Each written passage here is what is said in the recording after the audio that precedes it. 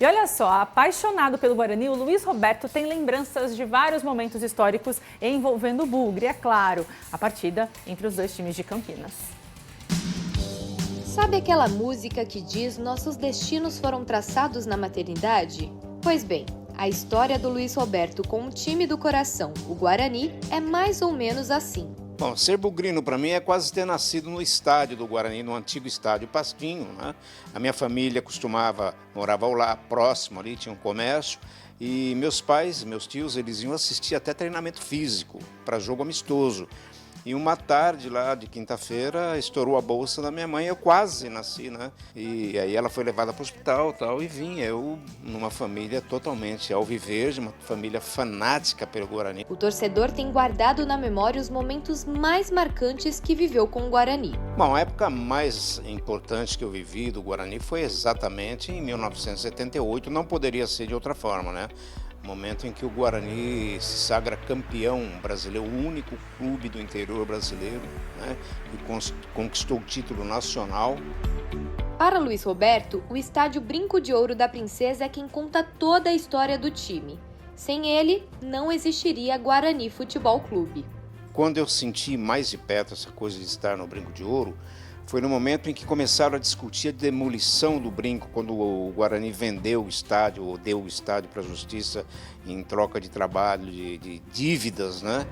Acabou tudo, porque assistir o jogo no Brinco de Ouro era estar ao lado do tio que vinha de São Paulo, com a família era São Paulino, mas torcia para o Guarani, o meu tio Lula, que era uma figura histórica lá no Brinco, um gozador, um tremendo torcedor, meu pai, minha mãe. E se é para falar da Casa do Bugre, Luiz traz com carinho uma das melhores lembranças que criou lá dentro. Em 1964, né, 19 de julho de 64, o Guarani estava muito mal no Campeonato Paulista, ele estava quase sendo rebaixado no primeiro turno. E para o segundo turno, o Armando Renganeschi, que era um técnico argentino, tinha sido centroavante ou meia do São Paulo Futebol Clube, ele monta um time com 6 garotos de 17 anos, né? E o Santos chega a Campinas ostentando o título de bicampeão mundial, com Pelé, Coutinho, Dorval, todo aquele time fabuloso, Gilmar no gol, né? O grande Gilmar, um dos maiores goleiros do mundo, e a molecada dá um baile. E o Guarani ganha de 5-1 numa noite de quarta-feira, quente para burro. Mas é difícil falar de Guarani e não falar de Ponte Preta.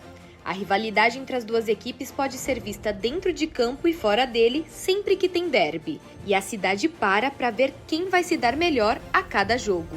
O derby é o grande momento do futebol campineiro. Desde 2011, quando houve o primeiro derby, o Guarani foi fundado naquele ano, a Ponte já vinha desde 1900. O derby era um momento de agregação na cidade, era um momento de rivalidade. E naquela época, como eu já lhe disse, não havia violência, mas existia uma violência verbal. Então era um momento gostoso de saborear aquele momento da derrota do inimigo, ou de ter que suportar o inimigo no seu pescoço, falando tudo o que eles queriam dizer. Luiz é jornalista e autor do livro A Maldição dos Eternos Domingos Sem Derby. Uma história que fala de um tempo em que os times não se enfrentavam mais por estarem em divisões diferentes do Campeonato Brasileiro. Eu cheguei a pensar que nunca mais haveria derby esse ano que passou. O Guarani passou o Campeonato Brasileiro da Série B quase todas as rodadas em último lugar. Ele colou no último lugar. E a Ponte Preta sempre lá no 7º, 9º, 8º, 12º, 12º, tal. De repente a Ponte despencou e os dois foram para o ralo. Eu pensei que iríamos ter mais uns 10 anos aí sem derby. Enquanto os derbys não aconteciam, só restava para o torcedor buscar na memória os jogos que marcaram a vida dele. Mas há um derby marcante na minha vida, que é o de 2012, em que o Medina era o grande craque do Guarani e o Guarani ganhou de 3-1 da Ponte Preta. Esse foi o grande jogo. 5 anos depois, com a volta do Guarani para a Série B do Campeonato Brasileiro, o clássico finalmente pôde ser retomado. Foi meio traumático, porque a Ponte Preta andou vencendo o Guarani aí, né?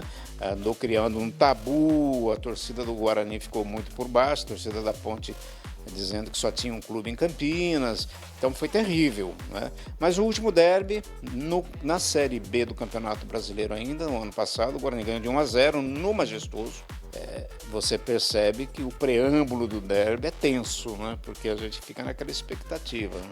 O derby desse domingo é o de número 209. Esse é o primeiro jogo depois que as equipes foram rebaixadas para a Série C do Campeonato Brasileiro. Dessa vez, o Guarani não vai ter o conforto de jogar em casa, mas mesmo assim, a torcida está confiante na vitória do Bugre.